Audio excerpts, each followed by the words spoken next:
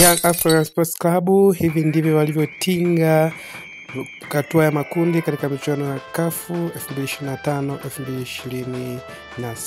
Hili ndio goli la kwanza lililofungwa mnamo dakika ya 6 ya kipindi cha kwanza.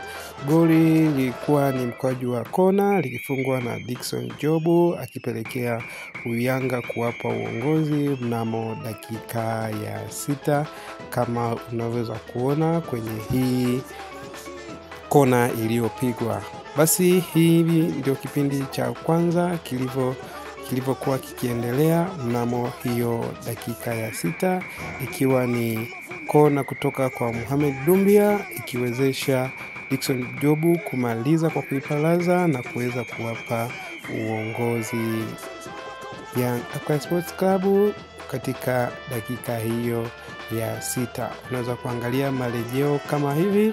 Hiyo ndio goli la kwanza, na hata mchezo ukaendelea. Kipindi cha kwanza kiliisha huku Yanga wakiongoza goli 1, na hili ndio goli la pili lilofungwa na Pacome Zouzoua mnamo dakika ya 33 kama unaweza kuona hapo. Hili ni goli la pili na la uongozi ambalo liliwapa Yanga kuongoza mnamo kipindi cha kwanza, kama tunaweza kuona marejeo ya goli hili kama linavyoonekana hapa, ikiwa ni pasi ya Maxi pia Zengeri.